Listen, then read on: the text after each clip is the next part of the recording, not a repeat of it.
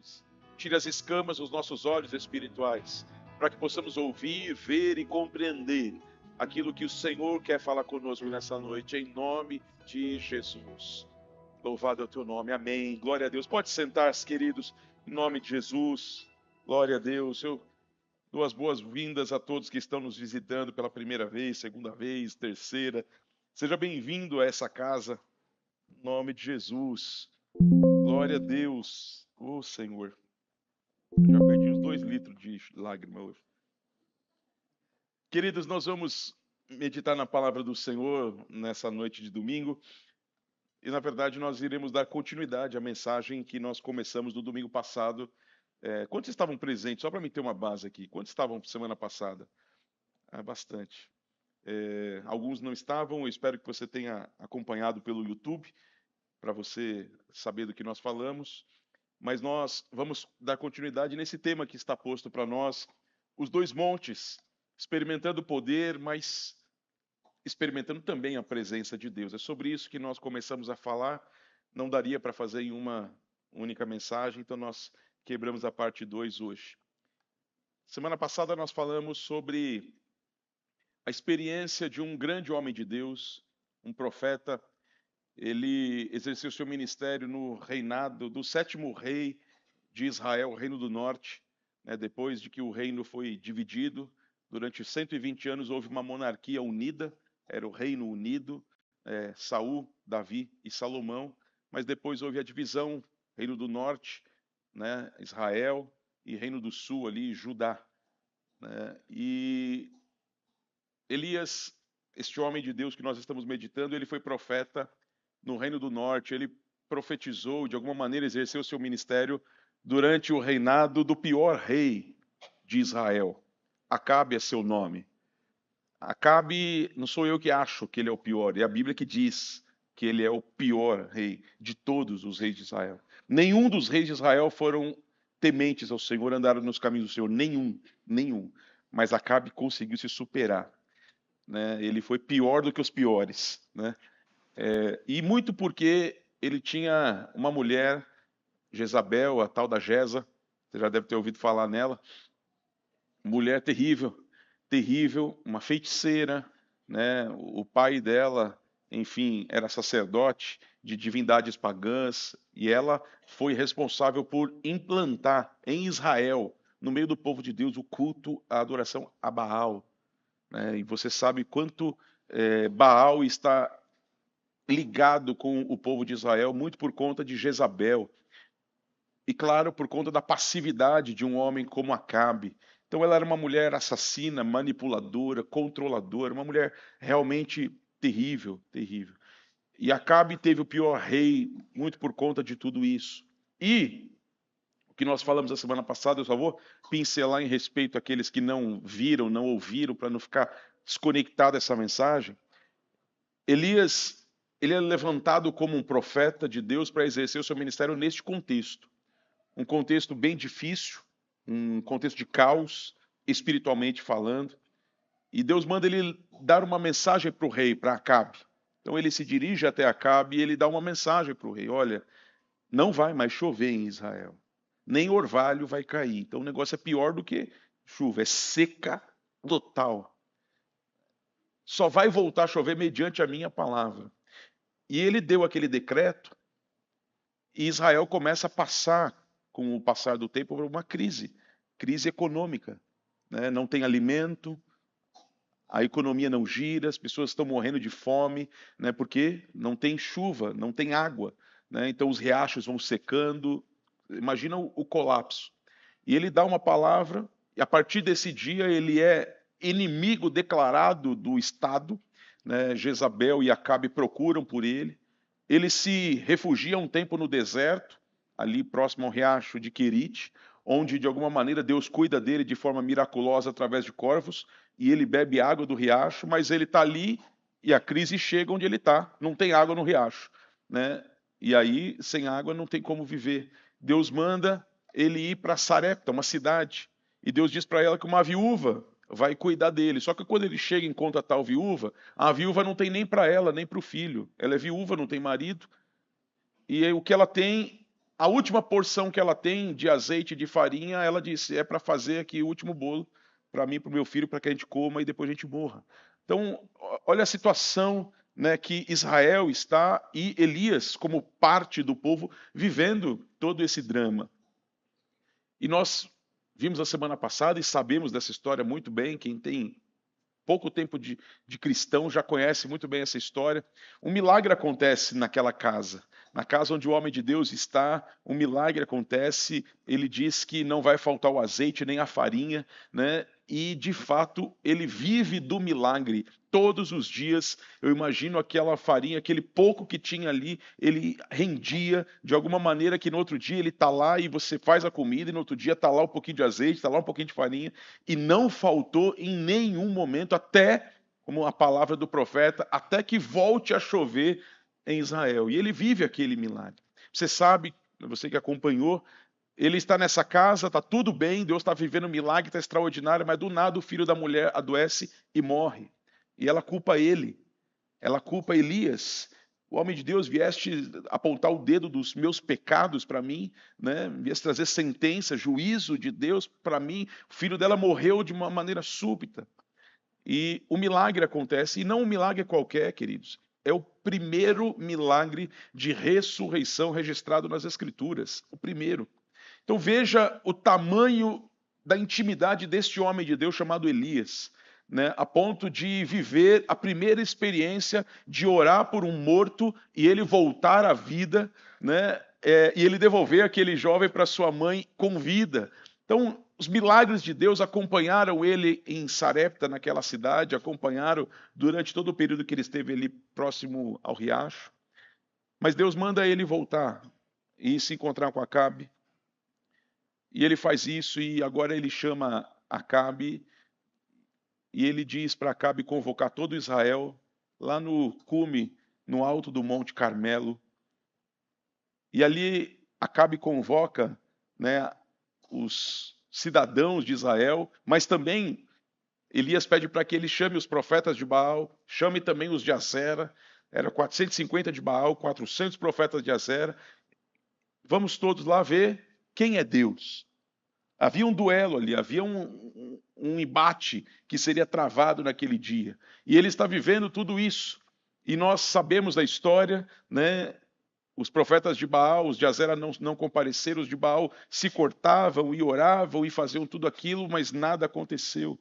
Porque o Deus dos deuses havia determinado, os céus estão fechados para descer fogo estranho. Mas a hora que o homem de Deus prepara o altar, arruma o altar, coloca o sacrifício, põe tudo e joga água, você sabe da história, e ele ora ao Senhor. Fogo desceu do céu e lambeu o holocausto. Lambeu o sacrifício que ali estava, a pedra, a água e tudo mais que estava ali. Foi fascinante aquilo.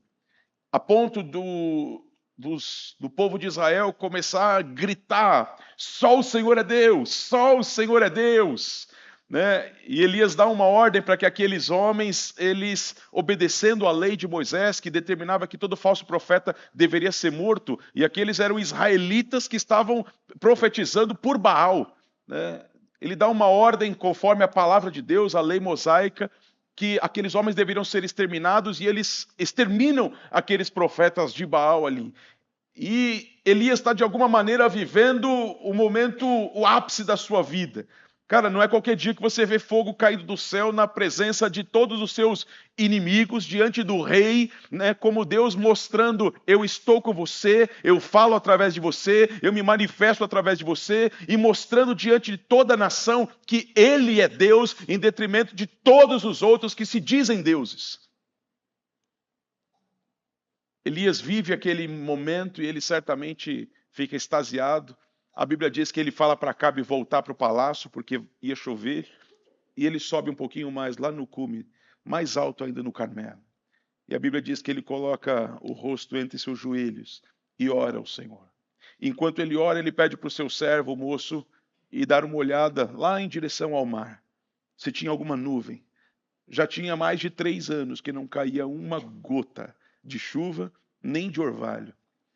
E aquele moço vai uma vez, nada, 2, 3, na 7ª vez, o jovem, o moço de Elias, vê uma pequena nuvem do tamanho da mão de um homem, e ele volta e fala: meu senhor, eu vejo uma pequena nuvem, mas ela é do tamanho da mão de um homem.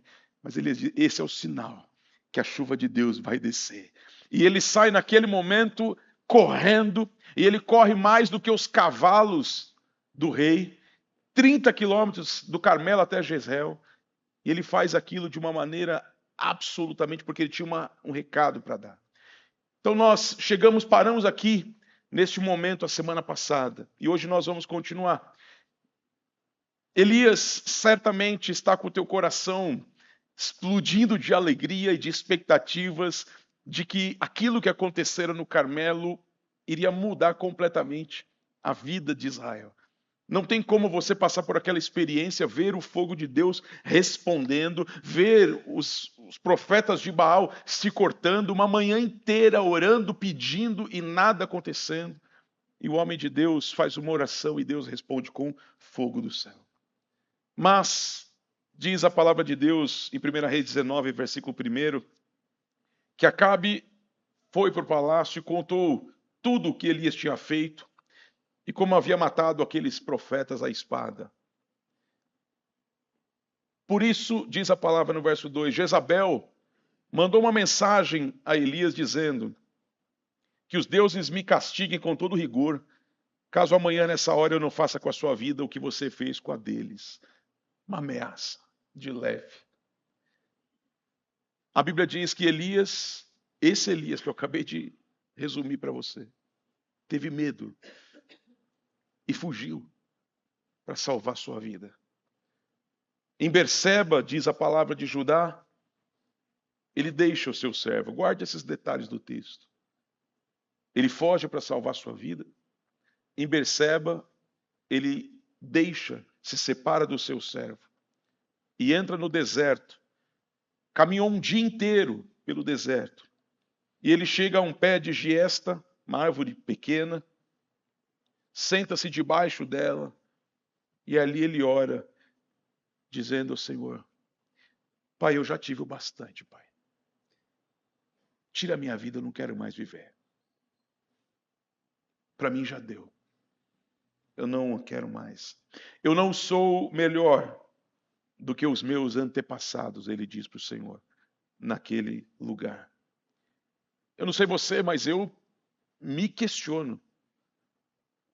Como que um homem tão ousado, tão corajoso, que acabou de viver tudo que viveu, de ver com seus olhos fogo descer do céu, de ver diante dele um moço voltar à vida e ele devolver para a mãe, de ver o azeite e a farinha todos os dias brotando na casa daquela mulher, Deus mostrando ser ele o Deus provedor de todos os dias, e ele se alimentando daquilo.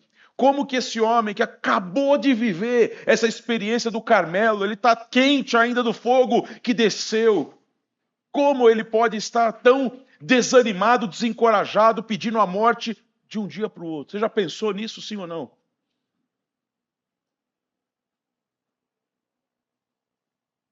Eu me questiono, o que acontece?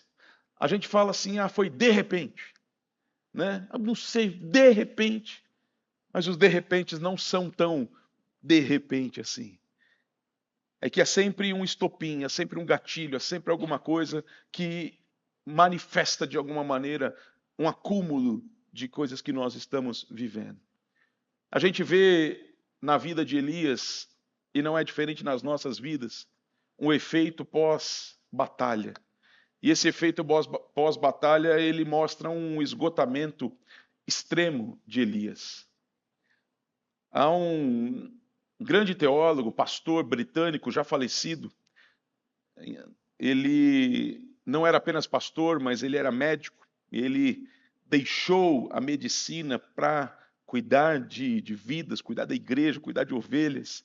Seu nome é Dr. Mike Lloyd Jones.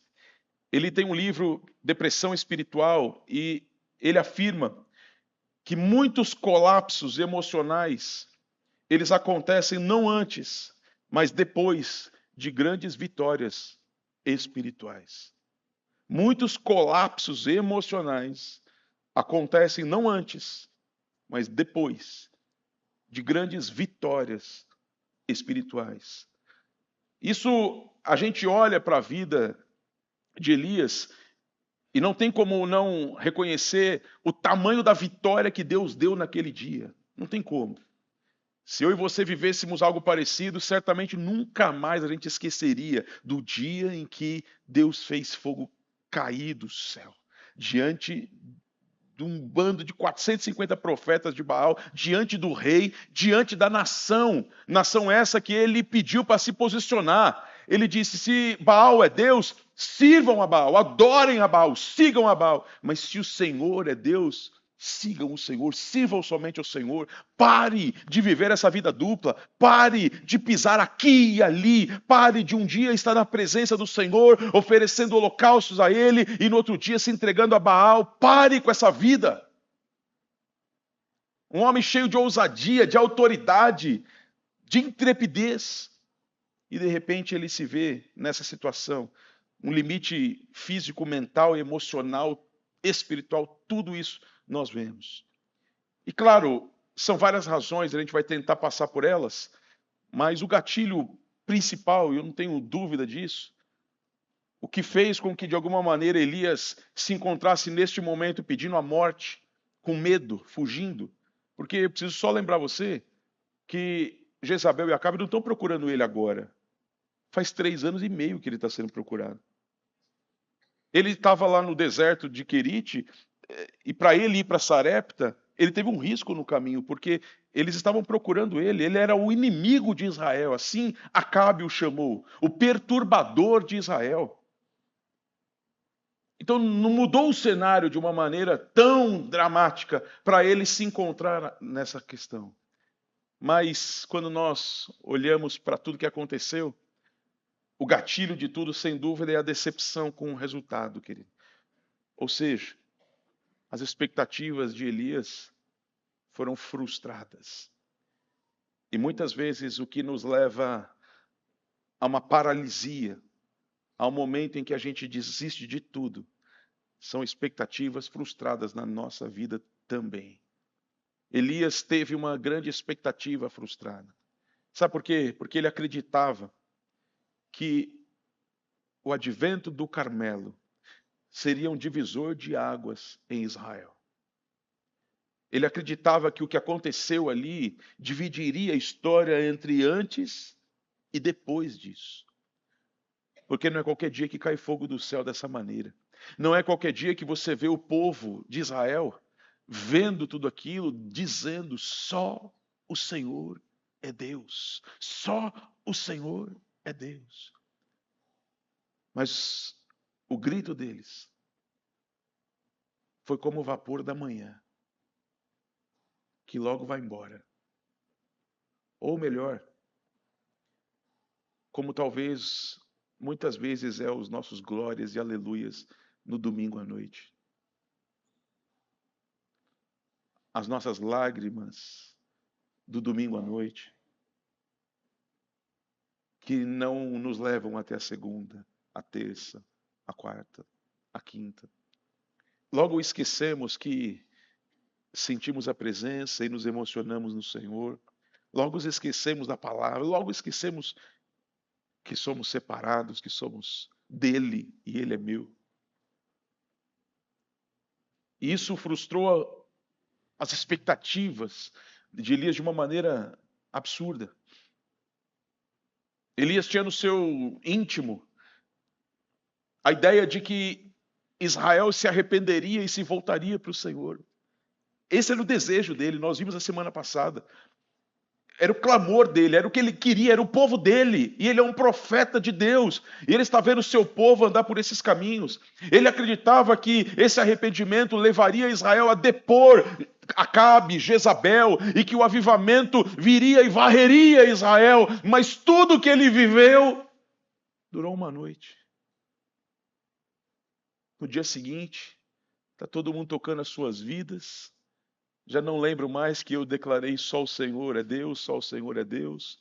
Jezabel continua a tirana que é, Acabe continua o banana que é, e está tudo certo. É o sentimento que às vezes nós temos na justiça do nosso país. As autoridades que quanto mais você mostra os erros, os desvios, parece que mais petulante, audaciosa ela se torna. É assustador isso. E foi assim que Jezabel reagiu. E ele não está preocupado apenas com Jezabel. Ele está preocupado justamente que Israel viveu o que viveu. E no dia seguinte eu estou tocando a vida como se nada tivesse acontecido. Essa é a grande questão. Essa frustração de ver que aquele milagre, aquele dia, aquele memorial não gerou transformação na vida de Israel, levou Elias a um colapso emocional, profundo colapso. Há um médico brasileiro muito conhecido, né, Dr. Augusto Cury, ele afirma que frustração nasce quando a expectativa criada ela não encontra eco na realidade. Aí nasce a frustração. Quando a expectativa que eu tenho, ela não encontra lugar, eco nenhum na realidade. Foi o que Elias viveu. E essa realidade mexeu muito com ele. E ele entrou, de fato, numa crise emocional que não se resume apenas a isso. Tem outros fatores que levaram ele a pedir a morte debaixo do pé de giesta. Ele se isolou. O isolamento e a solidão, querido, são gatilhos na crise. E ele fez isso. Se você lembrar o texto que nós lemos, de 1 Reis, os versos 3 e 4 do capítulo 19, a palavra de Deus diz que Elias deixou ali o seu jovem, o seu moço, e foi sozinho para o deserto. Sozinho. Isso significa muito mais do que parece. Né? Não, ele não quis ir com um rapaz que estava sendo perseguido, não. A solidão física muitas vezes amplifica a solidão emocional e espiritual que as pessoas estão vivendo. Você pode notar que uma pessoa, quando ela começa a ter um quadro de problemas emocionais, ela está meio vivendo um quadro meio de depressão, primeira coisa que ela faz é o quê? Se isola.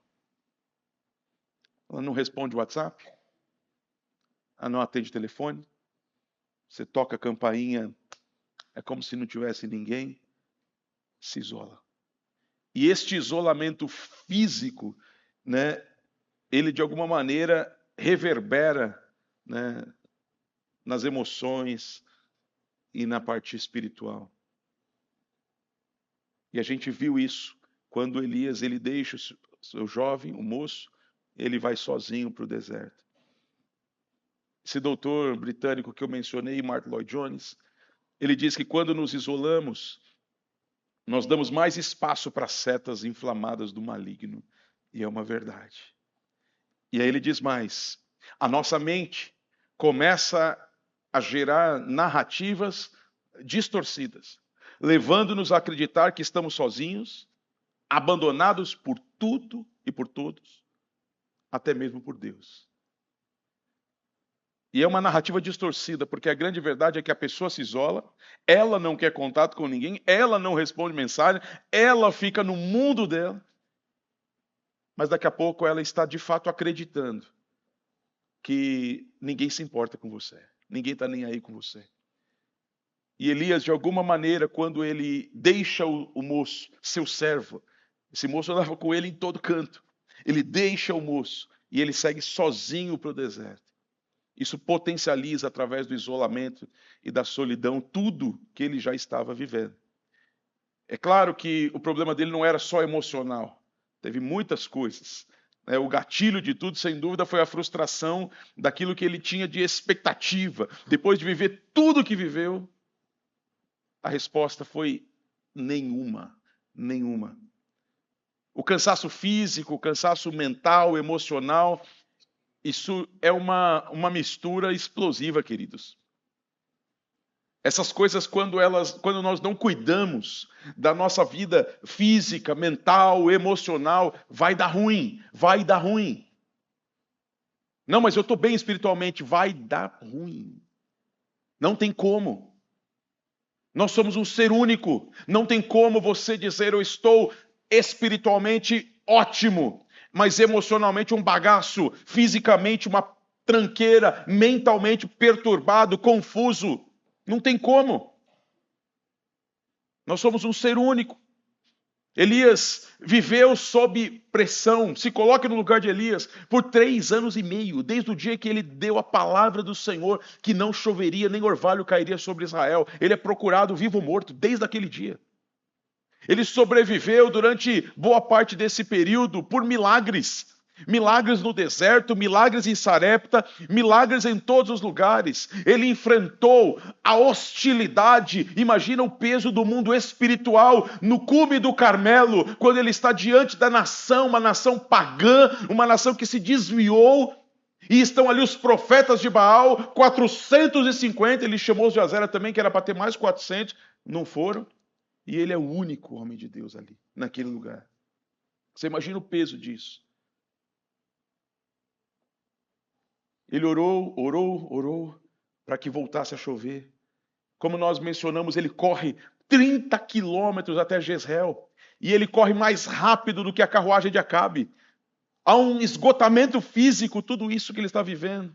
Quando ele recebe a notícia, a sentença de Jezabel, a ameaça, para não dizer outra coisa, de Jezabel, a Bíblia diz que ele vai para o deserto, ele caminha um dia inteiro sem comer e sem beber. É depois de tudo isso, este quadro de esgotamento e de tudo isso que eu mencionei, que ele pede a morte para o Senhor. Eu não quero mais viver. Para mim já foi o bastante. Eu não sou melhor do que os meus antepassados. E certamente ele está se lembrando de outros homens de Deus que fizeram o que fizeram e não foram capazes de mudar o cenário da sua nação. A crise de Elias, ela tem raiz em tudo isso. Não apenas fisicamente, e tudo que nós falamos, mas imagina os fatores espirituais. Imagina os ataques invisíveis que Elias estava vivendo. Ele mexeu com principados e potestades. Ele foi para aquele lugar como homem de Deus e ele se colocou ali, né, contra aquele principado que regia e dominava a nação nos dias de Elias. E no poder do nome do Senhor, ele impediu que aquela divindade fizesse qualquer coisa. Mas a pergunta que fica é: será mesmo que você faz tudo isso e no dia seguinte as trevas vai ficar assim? Ah, que coisa, né? Perdemos, não? Sem dúvida não. Elias viveu toda essa realidade. E este ataque espiritual. Quem aqui já, de alguma maneira, entrou em batalhas por pessoas, por vidas? A gente já viveu algumas experiências assim. A gente era muito jovenzinho, recém-casado, 23 anos, eu e a Si, e a gente foi cuidar de uma menina que tinha profundos vínculos com as trevas, profundos, profundos. Pai e mãe dela, mãe de santo, consagrada a tudo que era entidade. E aquela menina que na época tinha 13 para 14 anos, os demônios requerendo dos pais ela, porque chegou a época que era para ela fazer o ritual de raspar a cabeça e tudo mais aquilo. E era uma batalha em oração. É claro que eu não estou aqui dizendo que é uma batalha, um dualismo de forças, né? Uma batalha de pesos e medidas. Não, não se trata disso. O Senhor nosso Deus, Ele é todo poderoso, Ele tem todo o poder, né? Não tem para ninguém, não se trata disso, mas se trata de uma realidade do mundo espiritual. E eu me lembro algumas vezes que nós orávamos e guerreávamos com ela, e foi um processo muito, muito longo, né, de libertação na vida dela, muito longo mesmo, coisas que não dá nem para entrar em detalhes aqui. E às vezes a gente chegava em casa, ia dormir, e do nada, 2, 3 da manhã, o cachorro ficava louco, completamente louco. E uivava, e pulava, e batia, né? E a gente ia ver se tinha alguma coisa, não tinha ninguém. Mas certamente aquele bicho estava vendo alguma coisa, né? E a gente sentia aquela opressão, aquela presença, né? Tentando de alguma maneira, e aí, lógico, é oração, é declarar a palavra de Deus, mas eu estou falando de uma coisa simples. Agora imagina isso aqui. É principado de uma nação, cara. Elias, ele, quando confronta esse principado, ele está mexendo com essas coisas. E tudo isso certamente trouxe na vida dele muitos ataques às suas emoções. Muitos ataques.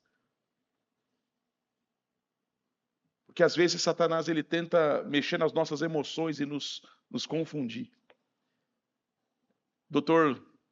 Lloyd Jones, no mesmo livro, Depressão Espiritual, ele diz: o diabo trabalha tanto na tentação antes da vitória, quanto na opressão após a vitória. Ele trabalha tanto na tentação antes, para que a gente ceda, para que a gente caia, mas ele trabalha na opressão pós-vitória. E certamente Elias está vivendo tudo isso, somado com tudo que nós falamos. Quando eu penso na realidade de Elias, do que ele viveu, e penso na nossa realidade dinâmica de vida, do mundo espiritual como ele é, eu me lembrei na hora do texto de Efésios 6, versículo 13, quando Paulo orienta a igreja de Éfeso, os crentes de Éfeso, dizendo: olha, portanto, tomai toda a armadura de Deus, para que vocês possam resistir no dia mau, e, depois de terdes vencido tudo, permaneceis inabaláveis. Né? Ou seja, ele está falando dessa realidade. Não basta lutarmos e vencermos, é necessário que depois de termos vencido tudo, nós permaneçamos inabalável, mente, emoção, coração, tudo, tudo.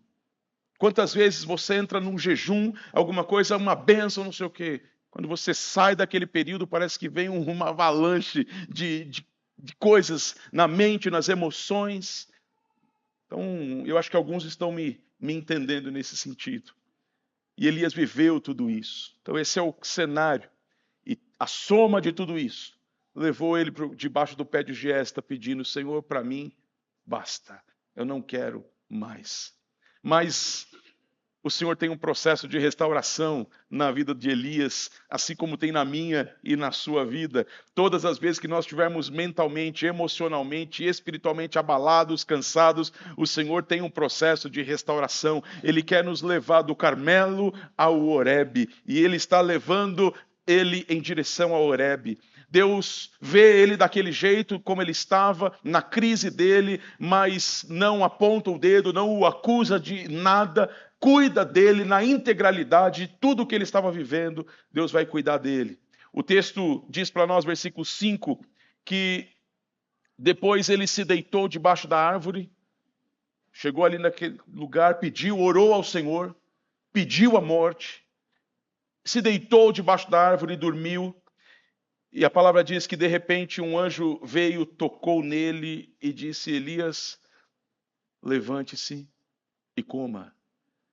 Elias olhou ao redor e ali junto à sua cabeça havia um pão assado sobre brasas quentes e um jarro de água. O Senhor não dá pão murcho não, querido. Ele, quando nos visita, ele traz pão quente, pão assado quente para nós. Ele cuida de nós, não é com pão velho, pão endurecido, com qualquer coisa, não. Ali no meio do deserto, ele encontra pão assado sobre brasas e um jarro de água. Oh, glória a Deus, e fresquinha, com certeza. A Bíblia diz: ele comeu, bebeu e deitou-se de novo. Característica típica de quem está num quadro de depressão. Eu quero dormir. Eu quero dormir. Estava dormindo, o anjo acordou ele viu a comida, ele comeu um pouquinho, mas já voltou a dormir de novo. Também, né, um dia inteiro de caminhada, tudo que ele viveu, Zé, você imagina se lidar com tudo isso, cara. Né? Você imagina, Zé? Não é só estar aqui no domingo à noite, não. Estou pensando no Zé aqui, né, quando ele fala, cara, é um pouquinho mais, Zé. A Bíblia diz que o anjo então voltou, tocou nele de novo e disse: levante-se e coma, Elias. Sua viagem vai ser muito longa. Então ele se levantou, comeu e bebeu, e fortalecido com aquela comida que o anjo, comida angelical, nos fortalece de maneira sobrenatural. Fortalecido com aquela comida, ele viajou 40 dias e 40 noites, até que chegou a Horebe, o monte de Deus. Deus está levando ele. O processo de restauração de Deus é um processo de nos levar ao lugar do encontro, ao lugar da presença, ao lugar da manifestação da presença de Deus na nossa vida. E ele vai nos levar. Os estudiosos dizem que esse trajeto de 320 quilômetros, uma pessoa bem faria em uma semana, andando a pé. Uma pessoa bem disposta, ela faria isso em uma semana. Elias estava tão mal que levou 40 dias. 40 dias. Então, veja a situação daquele homem, corajoso, audacioso, mas de repente um monte de coisas, né, destravada por um gatilho, faz ele não querer mais. E ele precisa ser restaurado. E Deus conduz ele a Horebe, este lugar da presença. A Bíblia diz que Deus levou ele ao monte, onde antes o Senhor se manifestara a Moisés. Você lembra que foi no Monte Horebe que a sarça ardia e não se consumia? E você lembra que foi ali que o Senhor falou com Moisés? No meio daquela sarça. Deus levou Elias para aquele lugar. E isso não é por acaso. Horebe é o lugar do recomeço. É o lugar de ouvir a voz de Deus de novo. E Elias está indo para o lugar onde ele vai de novo ouvir a voz daquele que alinha todas as coisas da nossa vida. Em algum momento, queridos, seja por qual razão for, a gente pode se perder um pouco, né, da ordem das coisas, do devido lugar de tudo, e o Senhor é aquele que coloca as coisas no seu devido lugar. Nunca se esqueça que é nas nossas crises que Deus nos chama de volta à sua presença. Nunca se esqueça disso. Nunca se esqueça. Se estiver passando um momento, seja ele o que for, ouça a voz de Deus te chamando para o lugar da presença, te chamando para sair apenas da experiência do Carmelo. Ele quer te levar a Horebe, o lugar da presença dele na tua vida. E ele fez isso. Quando Elias chega a Horebe, a Bíblia diz que ele vai para uma caverna. Ele entra numa caverna e o Senhor pede para ele sair da caverna, porque ele passaria e falaria com ele. E eu fico imaginando que Elias deve estar pensando: bom, se Deus vai passar e vai falar comigo, deve ser uma coisa meio né? Deve ser um vento impetuoso, deve ser um fogo como no Carmelo, alguma coisa forte assim, né? Como ele viu ali do poder de Deus. Mas a grande verdade é que Deus não está no fogo que ali passa, Deus não está no terremoto, Deus não está no vento forte. Deus se revela para Elias e cura Elias numa brisa suave. Deus sabe nos tratar em cada momento da nossa vida. Há momentos que nós precisamos ver o poder e a Shekinah de Deus. Há momentos que nós precisamos só saber que Ele é Deus conosco, presente em todos os momentos da nossa vida. E essa doce e suave voz faz a gente ficar bem quietinho para poder ouvir o sussurro da sua voz no nosso coração. Lloyd Jones diz que Deus, na sua misericórdia, muitas vezes sussurra a alma batida para curá-la, não com espetáculos, mas simplesmente com a sua presença. E a presença do Senhor estava ali, naquela brisa suave. Elias certamente esperou que o Senhor fosse falar com ele em qualquer outro advento ali, mas o Senhor falou com ele daquela maneira. Esse grande, pode vir o Diego, por gentileza, querido. O grande homem de Deus, Elias, que viveu milagres jamais vividos até então. Ninguém ressuscitou mortos até então. Ninguém fez fogo descer do céu até então. né? O homem que viveu todas essas coisas, que viu esse fogo descer mediante a sua oração, foi o homem que foi visitado e restaurado pela doce presença do Espírito Santo de Deus. Não importa quem você é, o quão íntimo de Deus você é, o quão cheio do Espírito Santo você é, o quanto Deus já te usou, o que Ele já fez através da tua vida, Deus tem para nós Carmelos e Horebes na nossa vida. E nós precisamos do poder, mas nós também precisamos do lugar da presença dele. A presença que cura, que levanta o caído, o abatido, que restaura, né? E, de alguma maneira, que redefine a nossa visão e a missão que ele tem para nós. E foi o que Deus fez ali. Deus restaura Elias só com a sua presença. Só com a sua presença ali. Ele restaura Elias e ele diz para Elias: Elias, agora volte pelo teu caminho. E Deus diz para ele: o plano não terminou, Elias. Você ainda tem que ungir Azael, rei da Síria. Você ainda tem que ungir Jeú, o novo rei de Israel, que vai estar no lugar de Acabe. E você ainda tem que discipular e preparar o teu sucessor, Eliseu. E Elias sai deste lugar e ele vai encontrar Eliseu depois dessa experiência. E a história é linda porque Eliseu está arando com todas as suas ferramentas, suas parelhas, e Elias lança a capa sobre ele e resumindo, ele faz um grande churrasco, ele queima tudo. Ele queima o animal, ele queima os aparelhos, ele queima tudo para não voltar atrás. E ele segue seguindo Elias e pedindo sobre a vida dele unção dobrada.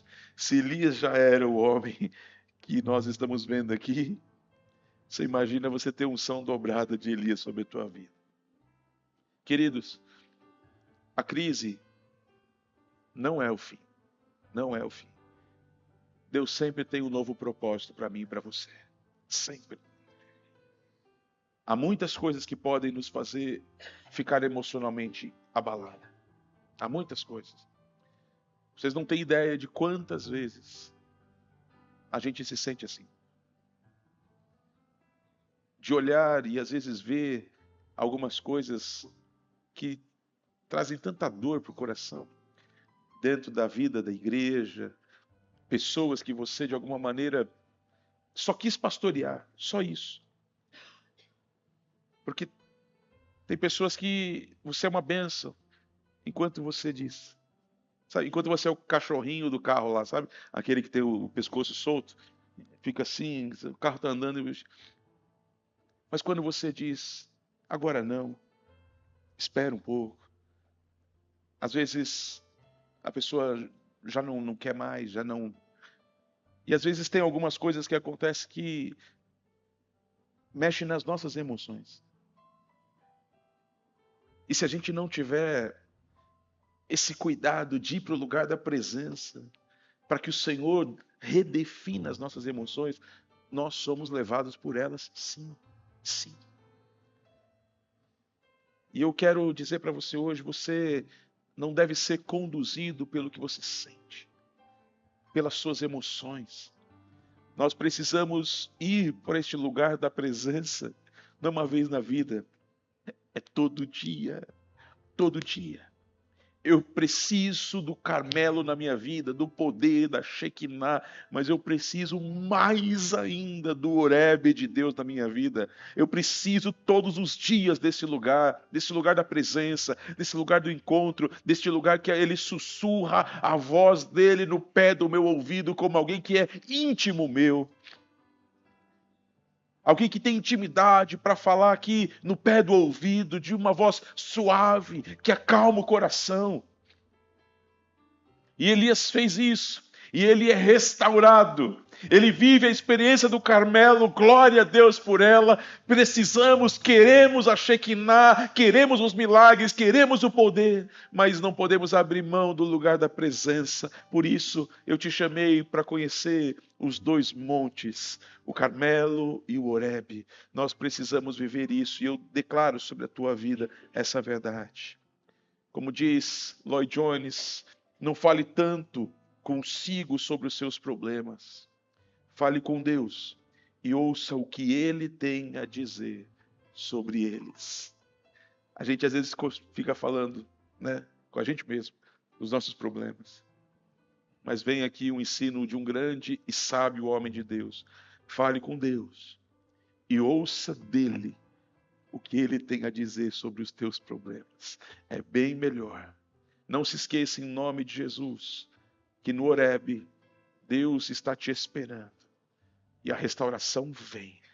E o chamado vai permanecer em nome de Jesus. Que Deus abençoe as nossas vidas. Com o seu poder, com a sua graça e com o seu amor. Em nome de Jesus Cristo. Vamos ficar de pé em nome de Jesus. Nós vamos louvar ao Senhor Jesus. Glória a Deus. Aleluia.